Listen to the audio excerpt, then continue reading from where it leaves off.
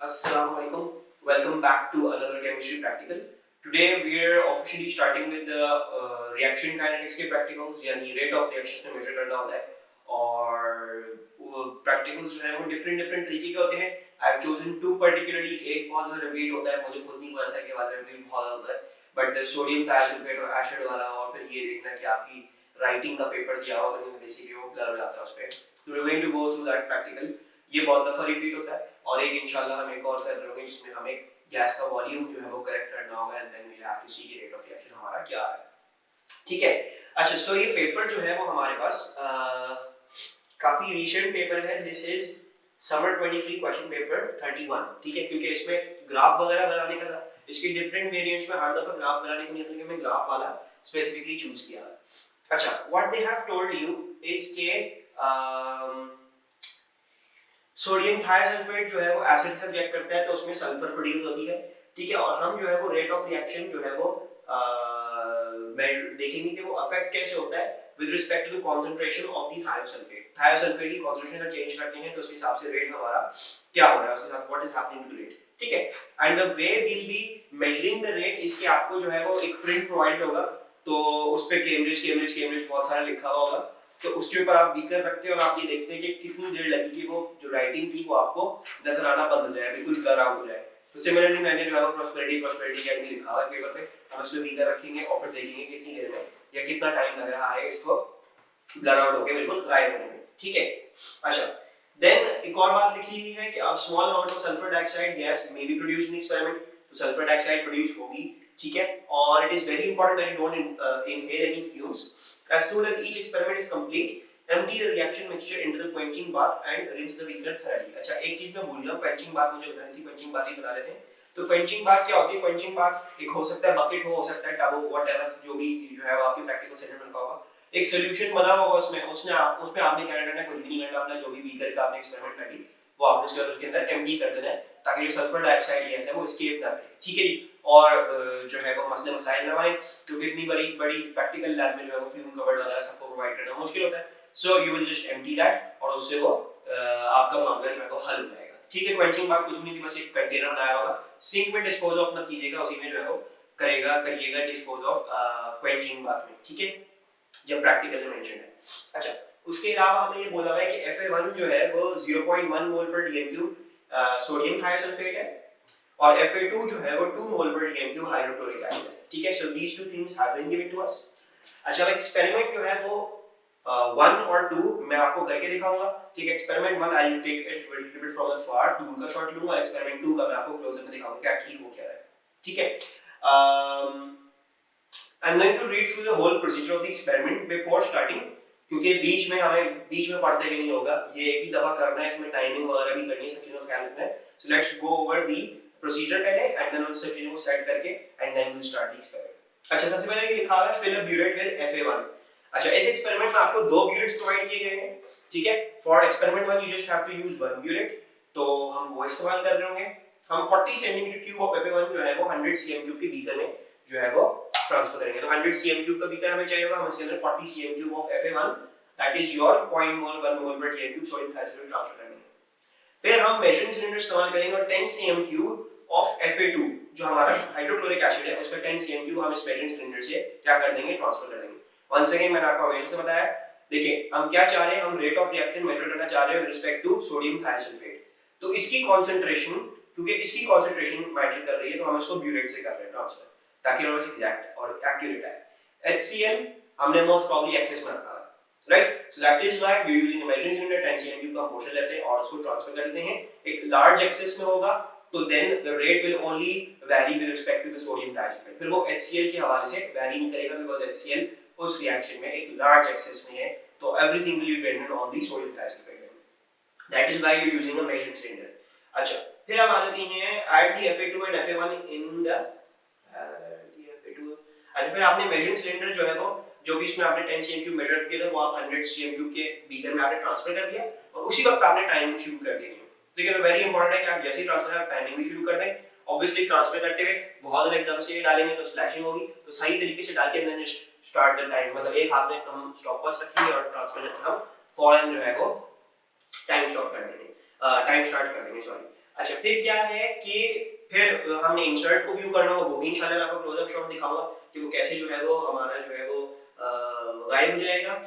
और ये लिखा हुआ है कि आपने जो रिएक्शन टाइम है वो आपने नियरेस्ट सेकंड तक रिकॉर्ड करना है। जो भी आपका रिएक्शन टाइम है आप रिकॉर्ड कर लेंगे।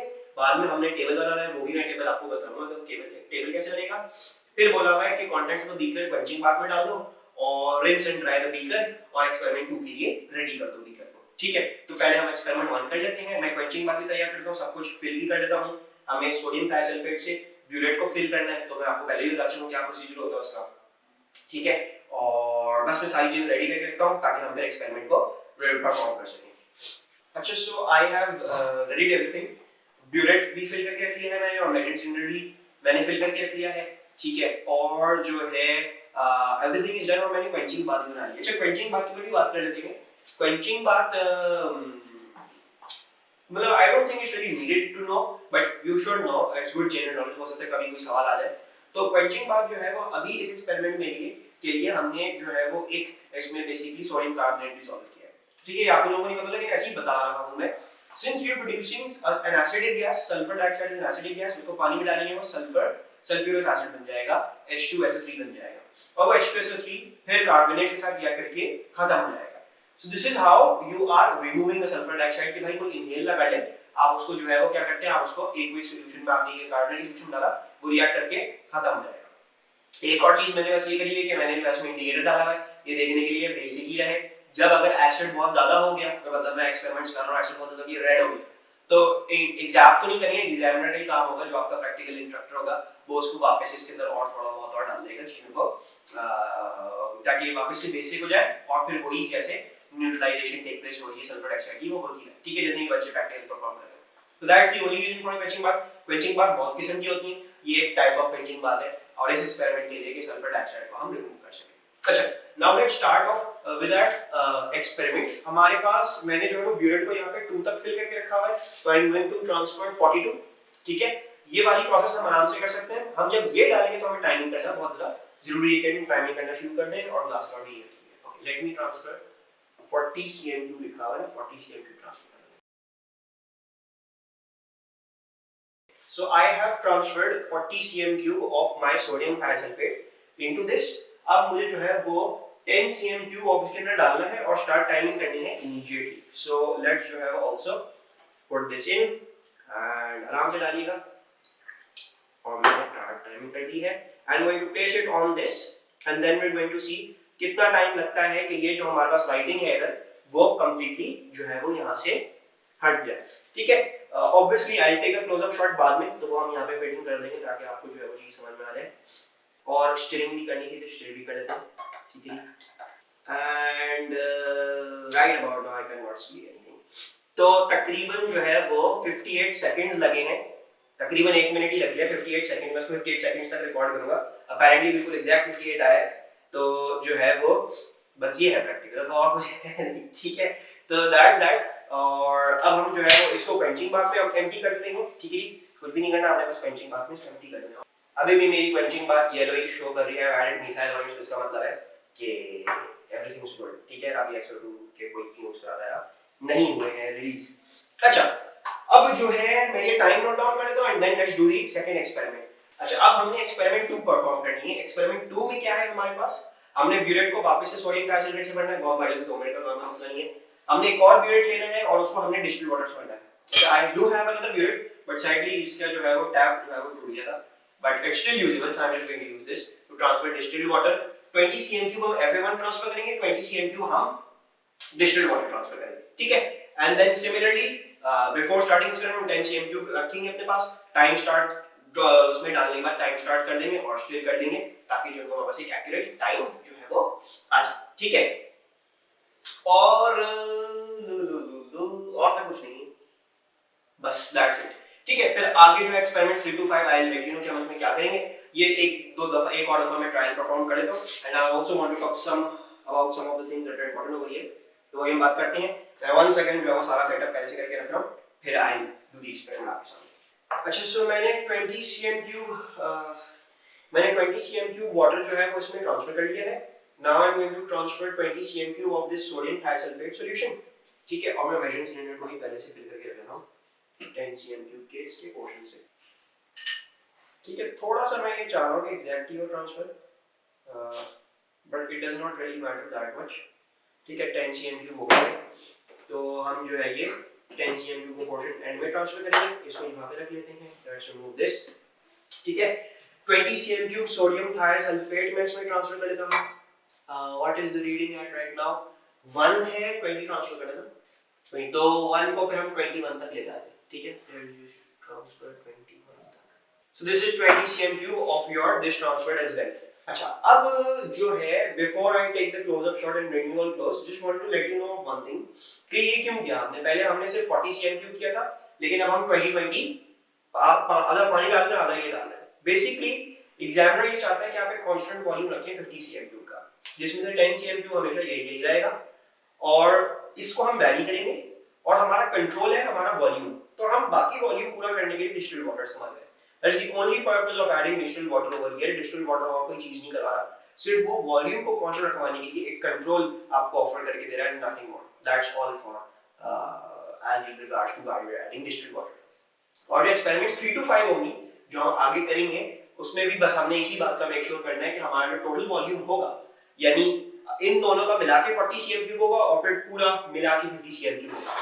सो हम इन दोनों के बीच में ये एडजस्ट करके रखेंगे कि हमारा 40 cm क्यूब इन दोनों के बीच में आ रहा है, डिस्टिल्ड वाटर सोडियम थायोसल्फेट और हम 10 cm क्यूब ये ट्रांसफर करेंगे। Now let me bring you closer and then फिर जो हम देखते हैं कि ये रिएक्शन कैसे हो रहा है, इसको स्टॉप कैसे करना है, स्टार्ट कैसे। अच्छा, so now as a close up shot let me show you कि होगा क्या बेसिकली। ठीक है, I am going to transfer this and I am going to start the stopwatch as soon as possible. ठीक है, तो ये ट्रांसफर कर लेते हैं और स्टार्ट कर लेते हैं इसको, और इसको एक दफ़ा हम शेक कर लेते हैं and let's see what happens. ठीक है, सो आपको ये नज़र आएगा कि ये आहिस्ता आहिस्ता आहिस्ता आहिस्ता ये जो है वो हमें जो ये प्रॉस्पेरिटी कैड में दिखता हुआ नज़र आ रहा है through the beaker that is going to vanish. ठीक है, आपने हेड ऑन देखना है, हो सकता है कैमरा में इतना अच्छा विजिबल नहीं हो, लेकिन जब आप हेड ऑन देख रहे होंगे तो this will be very very visible, और वो खुद ब खुद जो है वो गायब हो जाएगा। So let's wait wait wait wait wait.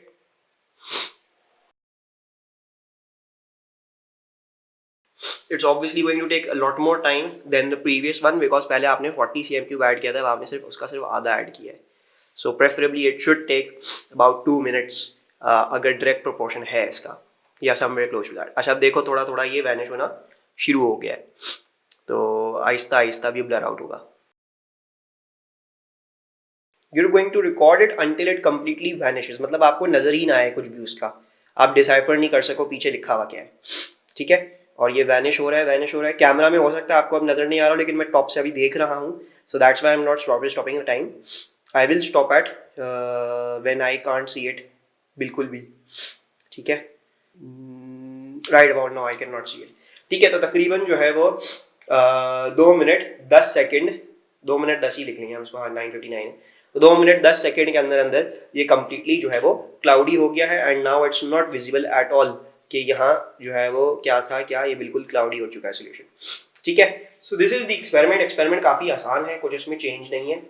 अब मैं ट्रायल्स 3 to 5 आपको डिजिटली एक्सप्लेन कर दूंगा, बाकी मैं जल्दी जल्दी एक्सपेरिमेंट को करता हूँ and let me take down the results, और फिर हम जो है वो अपने ग्राफ के बनाने के ऊपर जाएंगे। ठीक है, okay, so let's make our table. अच्छा, मैंने जो वैल्यूज चूज करनी है, I have chosen the first one, तो एग्जामिनर ने चूज करवाई थी 40.00। अच्छा, बहुत इंपॉर्टेंट, मैं इसको 40.00 लिख रहा हूँ बिकॉज हमने ब्यूरेट से मेजर किया है out, so this has to be written to 2 decimal places, और ये क्या हो जाएगा, ये 0.00 हो जाएगा।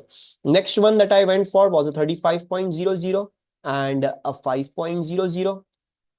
ठीक है, make sure the 2 decimal places thing. The next one was 30.00, ये आ गई 10.00, दोनों का सम 40 आना चाहिए है, ये आ जाती है 25.00 और 15.00, and then this is going to be 20.00 and 20.00। अच्छा, अब इसमें इंपॉर्टेंट ये बात है कि आप 15 cm क्यूब से कम FA1 इस्तेमाल नहीं करेंगे। ठीक है, so just make sure of that. तो मैंने बस 20 तक ही लिया है so that I can get the reaction times. अच्छा, अब जो मेरे पास रिएक्शन टाइम्स आ रहे हैं, this I am getting 58 seconds. Examiner ने बोला भाई नियरेस्ट सेकेंड तक ही मार्क करना, तो फिर हम जो है वो नियरेस्ट सेकेंड तक ही जो है अपना आंसर लिख रहे हैं। तो 58 आ गया, 66 आ गया, 78 आ गया हमारे पास, और 95 आ गया, and then we are getting 130, ठीक है। एंड द रिएक्शन रेट कैसे निकल रहा है? रिएक्शन रेट निकल रहा है 1000 डिवाइड बाय रिएक्शन टाइम। हमारा रिएक्शन टाइम जो है वो टू सिग्निफिकेंट फिगर्स चल रहा है, तो मैं अपना रिएक्शन रेट कितना लिखूंगा? अपना रिएक्शन रेट भी टू सिग्निफिकेंट फिगर्स ही अपना लिख रहा हूँ। So this is working out to be a 17, this is working out to be a 15, this is working out to be a 13, this is 11, ठीक है। वैसे टू सिग्निफिकेंट में बहुत ज्यादा राउंडिंग ऑफ आ रही है। आप चाहे तो आप एक और सिग्निफिकेंस लिख सकते हैं, because I think this is becoming way too rounded off, बहुत ज्यादा जो है वो ऑफ हो रही होगी वैल्यू।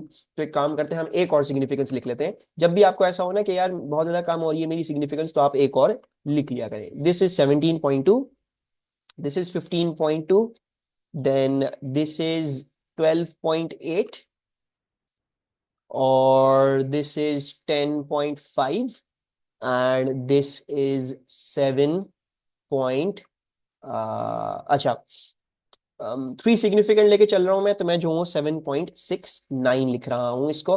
आप इसको जो है वो, हमने इसको 7.69 लिख दिया है।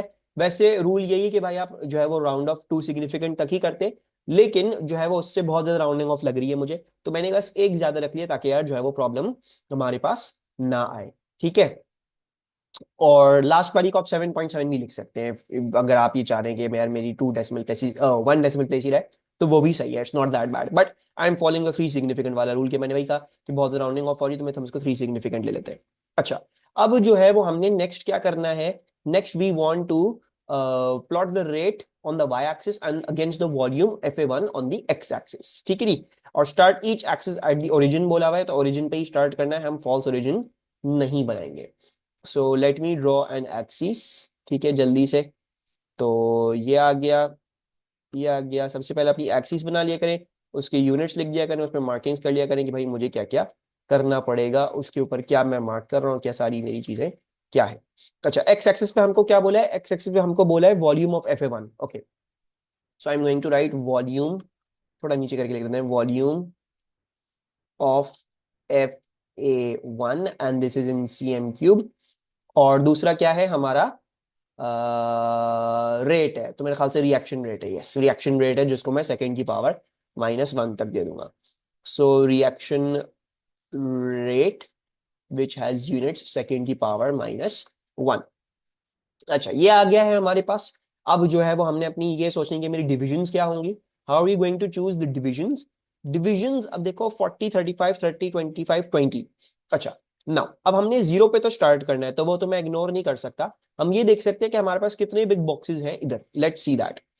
तो 1, then 2, then 3, then 4, then 5, then 6, then 7, then 8 and then 9, ठीक है। तो मेरे ख्याल से एक काम करते हैं, 5, 10, 15 कर लेते हैं, क्योंकि 5 8 जा 40 होता है, तो 40 आराम से आ जाएगा, हमारी अच्छी खासी एक्सिस जो है वो यहाँ पे कवर हो जाएगी।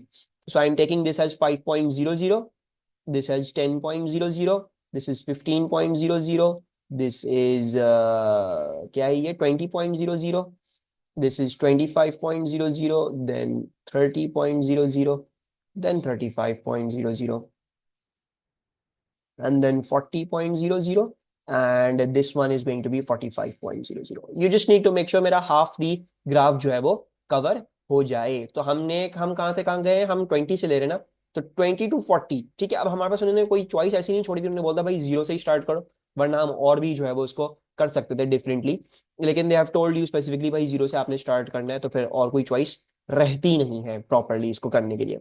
अच्छा, दूसरी हमारे पास बात क्या जाती है? हमारे पास रिएक्शन रेट। अच्छा, मैं अगर अपना रिएक्शन रेट देखूं कि ये कहां से कहां जा रहा है, सो आई थिंक 0 से 20 रीजनेबल होगा, जहां पे हम आराम से इसको बना लेंगे। 0 से 20 तक का देख लेते हैं कि हम इसको प्रॉपरली 0 से लेकर 20 तक प्लॉट कर देंगे। अच्छा, अब उसके लिए मुझे जो है वो ये वर्टिकल बॉक्सेस गिनने पड़ेंगे, कितने होते हैं? 9, 10। अच्छा, 10 है, तो मेरे ख्याल से 20 तक बनाना है मुझे। जो मैं काम करता हूँ, मैं टू की गैप से पढ़ लेता हूँ, क्योंकि उसमें जो है वो फिर आसानी हो जाएगी, आराम से जो है वो हमारी बात इधर हो जाएगी। So let's take it with two के गैप से। So I'm going to take it as 2.0, then 4.0. This is going to be 18.0, and that is going to be 20.0. अच्छा, now I need to start plotting. तो मेरे पास 40 पे value क्या है, 40 पे मेरे पास वैल्यू जो है वो 17.2 की है। अच्छा 17.2 कहाँ आएगा, 17.2 इज गोइंग टू बी उन दोनों के बीच में, और 40 जो है वो यहाँ पे था, तो 1 2 3 4 5 और ये होगा 17.2। ठीक है, कैसे पता चला, बिकॉज ये 16 है तो 16.2 4 6 8, ठीक है 17 एंड देन 17.2 आ रहा होगा, और मैंने जो है वो 40 पे बना दिया। मैं जल्दी से इसी तरह जो अपने पॉइंट्स मार्क कर लेता हूँ। आई थिंक हमने स्केल्स इतने कन्वीनियंट चूज करें कि हमें वो स्मॉलेस्ट डिवीजन वाली चीज ढूंढने की जरूरत नहीं है। 35 एंड 15.2, 35 पे मुझे 15.2 मार्क करना है। ओके 15.2 मार्क करना है 35 पे। सो एक सेकेंड, ये है अगर 40 तो 35 ये होगा, और 15.2। ओके 1 2 3 4 5 एंड देन छठा वाला होगा 15.2 के लिए।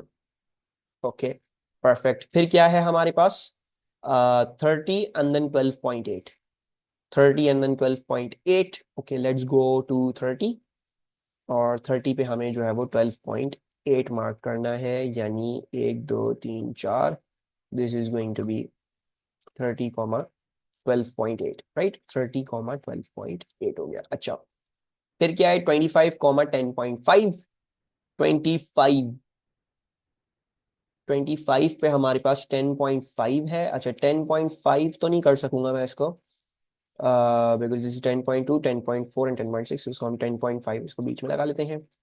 ठीक है, so that is nearest to half a small box. और फिर क्या है हमारे पास, 25 भी हो गया, 20 पे हमारे पास 7.7 है तकरीबन। ठीक है, तो हम क्या करते हैं, हम 20 पे जो है वो 7.7 मार्क कर लेते हैं। 20 पे 7.7, 1 2 3 4 5, तो ये 7 हो गया, 7.2, 7.4, 7.6 एंड देन 7.8 के बीच में यहाँ पे आ रहा होगा हमारे पास 7.7। So this is going to be that. अच्छा अब अगर मैं अगर देखूं इसको, तो मुझे ये स्ट्रेट लाइन ही लग रही है। ठीक है, I think I have done the experiment properly, तो I can see that this is a straight line. तो अब हम इसको क्या कर सकते हैं, लेट्स ज्वाइन द पॉइंट्स। अच्छा यहाँ पे हमारे पास क्या लिखा हुआ होता है, ये देखो ये लिखा हुआ है, draw a line of best fit. ठीक है, draw a line of best fit का मकसद ये नहीं होता कि हमेशा draw straight line of best fit, हो सकता है आपका यहाँ पे कर्व आ रहा हो तो आप उसको कर्व बनाएंगे। ठीक है, खैर बहरहाल आपको हमेशा अपने पॉइंट से पता चल जाएगा यार मेरी चीज क्या बन रही है। Over here I can clearly see कि यार मेरे पास एक स्ट्रेट लाइन ही बनेगी। So let's draw this straight line and see कि ये क्या बन रही है। Let me first see if I can just connect all of the points together. If not तो फिर हमें थोड़ा सा सोचना पड़ेगा, नहीं सारे पॉइंट्स कनेक्ट नहीं होंगे, हमें थोड़ा सा जो है एग्जैक्ट करना पड़ेगा। एंड आई ऑल्सो थिंक कि ये बीच में से पास कर जाएगी अगर मैं properly straight line of best fit बनाऊं, तो I think I will be able to pass it from the origin as well. Okay, so let's see. Um, actually, so straight line of best fit बनाने का क्या होता है rule, कि भाई जितने पॉइंट्स आप ऊपर बना रहे हैं उतने पॉइंट्स ही आपके पास नीचे भी आने चाहिए हैं। ठीक है, मुझे थोड़ा सा जूम आउट करना पड़ेगा for this, and let's draw straight line of best fit. Okay what I am going to do is के मैं जो हूं अगर आप देखें, I am going to make it something like this. ठीक है, ये वाले दो पॉइंट्स हैं, ये मैंने ऊपर दिखा दिए हैं, these two are a little above, these two are a little below, और ये वाला इसमें से पास थ्रू करवा दिया है। मेरे ख्याल से ये मेरी straight line of best fit properly बन रही है। ठीक है, and I have got no anomalous points, तो this looks perfectly okay, this is correct. आगे चलते हैं, अब अपना जो है वो फर्दर क्वेश्चन को करते हैं। हमने अच्छा खासा एक प्यारा सा ग्राफ बना लिया है। नाउ मूविंग ऑनवर्ड्स, अच्छा एक सेकेंड, एक चीज जो थी, आई जस्ट वांटेड टू सी, हाँ ठीक है चलो आगे चलते हैं। अच्छा हमें फिर क्या बोला हुआ है, in these experiments the volume of Fa1 is a measure of the concentration of thiosulfate ions. A student suggested that the graph shows that the rate of reaction is directly proportional to the concentration of the thiosulfate ions. Explain using your graph whether you agree with this student. I think we will have to agree because there is a straight line that passes through the origin.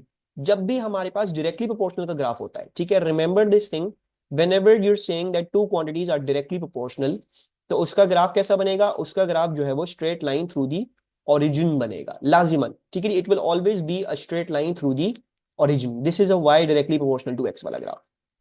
अच्छा लेकिन बहुत सारे बच्चे इसमें भी mistake करते हैं कि वो समझते हैं कि सारे के सारे straight line graph y directly proportional to x होते हैं। That is not correct. अगर आपका फॉर एग्जांपल ग्राफ ऐसा बन रहा है, this is not this is not y directly proportional to x, ठीक है। In fact this is y equals to mx plus c, इसमें जो है आपके पास एक y इंटरसेप्ट आ रहा है which is ruining your relationship, वो आपका डायरेक्ट प्रोपोर्शन को खराब कर रहा है। अब हो सकता है आपने कोई एरर कर दिया, ठीक है, या हो सकता है एक्सपेरिमेंट में वाकई में कोई y इंटरसेप्ट आना हो, तो फिर उस केस में आपका ये आएगा ही, मसला ही होगा, ठीक है। So this is not going to be considered y directly proportional to x। आप कब कहेंगे y directly proportional to x? When it's a straight line through the origin. Even in fact अगर आपके पास एक ग्राफ कर्व बन रहा हो, अगर आपका ग्राफ जो है वो कुछ ऐसा बन रहा हो, समथिंग लाइक दिस, ओरिजिन में से पास थ्रू कर रहा है लेकिन कर्व बन गया, this is once again not y directly proportional to x। Origin में से पास कर रहा है लेकिन फर्दर आगे जाके क्या हो गया, कर्व हो गया है। कर्व अब जैसे भी कर जाए, ऊपर की तरफ करे, नीचे की तरफ करे, whatever, that is not going to be y directly proportional to x, ठीक है। तो इस बात का ख्याल रखिएगा कि आपका ग्राफ जो है वो ओरिजिन में से पास थ्रू करे और एक स्ट्रेट लाइन ही बने, ठीक है। That is what is a direct proportional graph. तो yes, I agree, as my graph is a straight line through the origin. अच्छा, use your graph to calculate the time you would expect to record if you had used 12.5 cm cube of FA1 and followed the same method. Show clearly on the graph how you calculated this time. तो हमने time निकालना है, सो ये कर लेते हैं जल्दी से। मुझे 12.5 cm क्यूब पे निकालना है कि क्या होना चाहिए था। सो एक काम करते हैं, हम अपने ग्राफ पे जाते हैं, 12.5 cm क्यूब ढूंढते हैं वो कहाँ होगा। It would exactly be in over here middle में, राइट। तो I think this is like 10.5, 11, 11.5, 12 and then 12.5, right? So 12.5 is coming out to be over here, exact center में आ रहे हैं दोनों बॉक्सेस के, वर्टिकल वाले उसमें। तो फिर जो है वो हमारे पास ये क्या बन रहा है, let me just make sure I am making this correctly. What is this working out to be? This is 4.2, 4.4, 4.6, 4.8, 5, 5.2 and then 5.2 and 5.4 के बीच में, तो ये 5.3 है, right? So at 12.50 cm cube, what am I getting? I am getting a reaction rate of 5.3। तो हमारा rate जो है वो क्या आ रहा है, वो 5.3 पर सेकेंड आ रहा है, ठीक है। It's coming out to be 5.3 per second. तो अब हमने क्या करना है, हमने इसको टाइम में कन्वर्ट करना है। फॉर्मूला क्या दिया हुआ था हमें, रेट का फॉर्मूला दिया हुआ था, rate was 1000 divide by reaction time. तो if you want to find out the reaction time, आपको जो है वो 1000 से डिवाइड करना पड़ेगा रेट को, ठीक है। You will have to divide the rate by 1000, ठीक है। इसको मैं यहाँ पे लिख भी लेता हूँ। रेट जो था वो क्या था, वो 1000 था डिवाइडेड बाय टाइम, है ना। तो if you want to work out the time, what will you have to do, you will have to rearrange, divide the 1000 by the 5.3। तो वो क्या आ जाएगा हमारे पास, 1000 डिवाइड बाय 5.3। तो हमारे पास जो आ रहा है वो तकरीबन 189 सेकेंड्स आ रहा है, ठीक है। और नियरेस्ट वो उधर तक लिखना है हमें, नियरेस्ट सेकंड तक ही था सारा हमारा टाइम, सो मैं इसको नियरेस्ट सेकंड तक ही लिख रहा हूँ, 189 सेकेंड्स, ओके। सो ये आ गया हमारे पास। नेक्स्ट हमें क्या बोला हुआ है, another student broke the beaker and decided to use a petri dish instead. अच्छा, उसने बीकर तोड़ दिया, पेट्री डिश इस्तेमाल कर रहा है वो। What effect, if any, would this have on the time measured in the experiment? A, explain your answer. अच्छा, अब मसला क्या है, जब आप बीकर इस्तेमाल कर रहे हो तो बीकर का क्या है, बीकर का डायमीटर जो है वो छोटा है, right. A beaker has a smaller diameter than your petri dish, right. अच्छा, एक तो बात ये है। दूसरा मसला क्या है कि पेट्री डिश में लाजिमन जो है वो जो वॉल्यूम जो आएगा वो कम आएगा।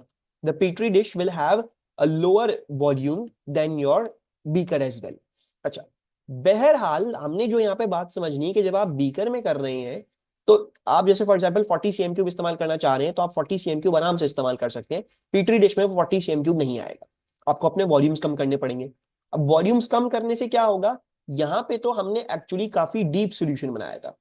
वी मेड अ काफी deep solution, right? It was a very deep solution, whereas over here the solution will be very very shallow।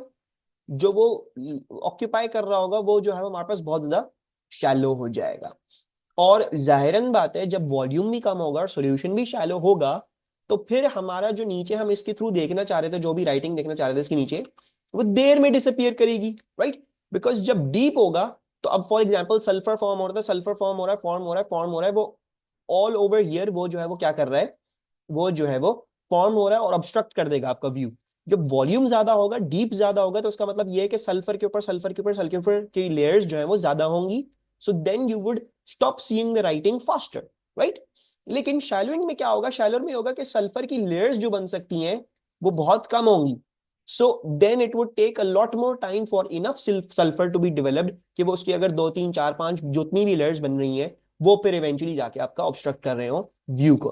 I hope you got this. ठीक है, इस रिएक्शन में हो क्या रहा है, इस रिएक्शन में यही हो रहा है कि जो है हम जो हमारा सोडियम थायोसल्फेट है जब उसको एसिड के साथ रिएक्ट करते हैं तो it releases sulphur, and this sulphur is what is obstructing your view.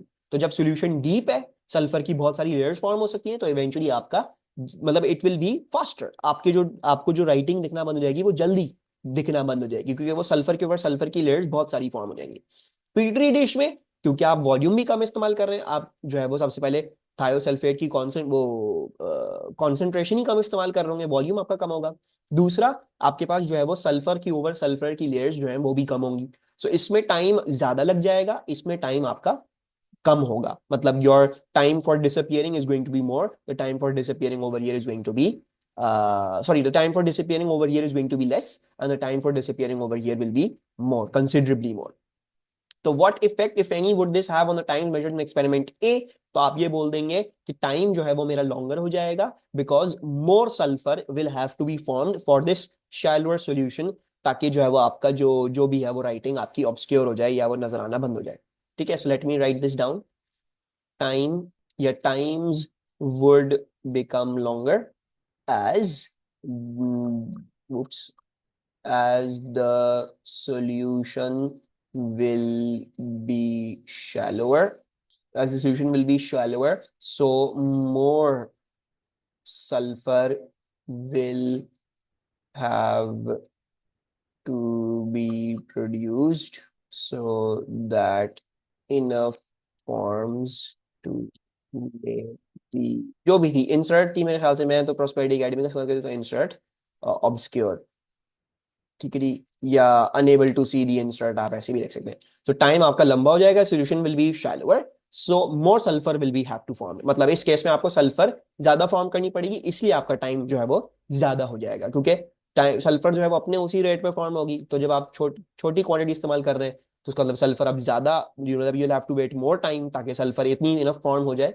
ताकि वो इवेंचुअली आपके जो भी है आपके सोल्यूशन को क्या कर दे, बाकी वो फिर उसको जो है वो ब्लर आउट कर दे या आपका जो है वो कंप्लीटली ऑब्सक्योर कर दे जो भी नीचे आपने इंसर्ट रखी है. ठीक है, that is it for this practical. This is a typical rate of reaction वाला प्रैक्टिकल जो आता है. ठीक है, this experiment is very very important, क्योंकि ज्यादातर जब भी जो है वो रेट ऑफ रिएक्शन का मैंने ज्यादातर जब भी देखे क्वेश्चंस, तो like majority of them come on this.